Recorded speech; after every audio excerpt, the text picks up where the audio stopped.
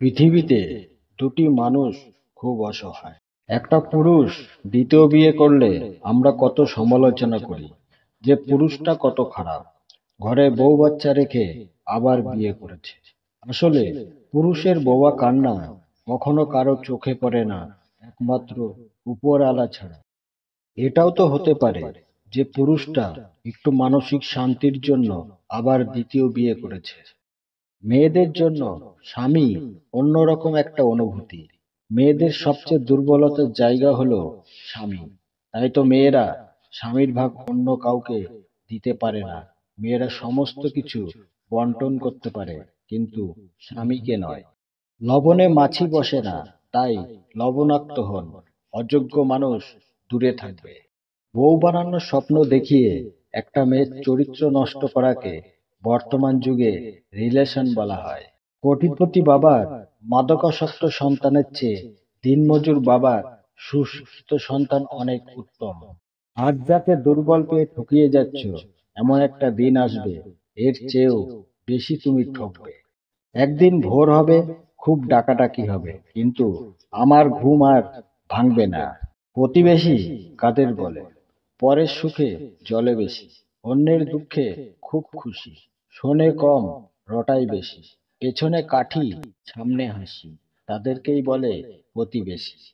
যে গুরুত্ব দেয় তাকে মূল্য দাও, যে দূরত্ব চায় তাকে মুক্তি দাও। ঘরের বউয়ের নিন্দা কখনো পরের বউয়ের কাছে করবেন না, কারণ আপনি অসুস্থ হলে আপনার সেবা সেই ঘরের বউই করবে, পরের বউ না। যারা কাউকে হারিয়ে ডিপ্রেশনে আছেন, এই গল্পটা তাদের জন্য।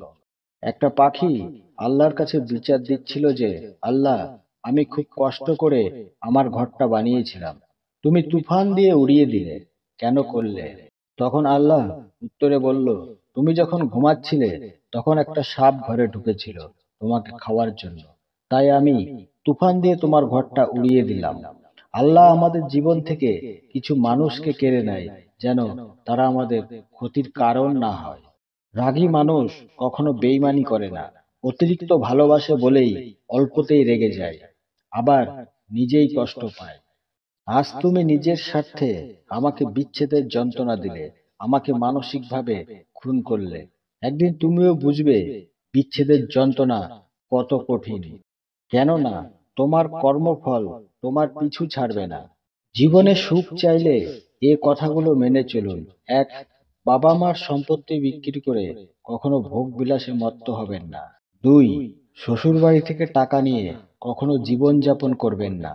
তিন, অসৎ পথে টাকা পয়সা ইনকাম করে ধনী হবার চেষ্টা করবেন না। চার, মানুষকে ঠকিয়ে বা পথে বসিয়ে বড় লোক হওয়ার চিন্তা করবেন না। ফুল সুন্দর গাছেতে, নারী সুন্দর শাড়িতে, আর ভালোবাসা সুন্দর পরিস্থিতি বোঝাতে। বাড়ি ফিরে সবার প্রথম প্রশ্ন, মা কোথায়? হতে পারে মায়ের সাথে কোনো কাজ নেই, কিন্তু মাকে দেখার পরে আলাদা একটা শান্তি আসে, যেটা বলে বোঝানো যাবে না। কথা বলার জন্য সময়ের প্রয়োজন হয় না, প্রয়োজন হয় ইচ্ছার। তুমি হারিয়ে গেলে খুঁজে নিতাম, কিন্তু তুমি তো বদলে গেছো। পুরুষের বাঁচতে গেলে অনেক টাকা উপার্জন করতে হবে। পুরুষের বাঁচতে গেলে অনেক টাকা উপার্জন করা জরুরি, কারণ টাকা বেশি দেওয়া হলে হুজুরও বড় করে মোনাজাত করে, পুরোহিত বেশিক্ষণ ধরে পুজো করে, পরিবারের মানুষগুলোর কাছে আলাদা একটা গুরুত্ব পাওয়া যায়। আর টাকা না থাকলে ঘরের বউ উল্টো দিকে করে ঘুমায়। টাকায় সম্মান বয়ে আনে, টাকায় আত্মীয়তা বৃদ্ধি করে। এটা আসলে কারো দোষ নয়, এটা প্রকৃতির চিরচেনা রূপ। টাকার একটা আলাদা গন্ধ আছে, সেটা পৃথিবীর সেরা সুগন্ধি। তুমি ততটাই ফিরে পাবে যতটা তুমি কাউকে দেবে, সেটা ভালোবাসাই হোক কিংবা কষ্ট। পৃথিবীতে দুটি মানুষ খুব অসহায়। এক, রূপ ছাড়া মেয়ে। দুই, টাকা ছাড়া ছেলে।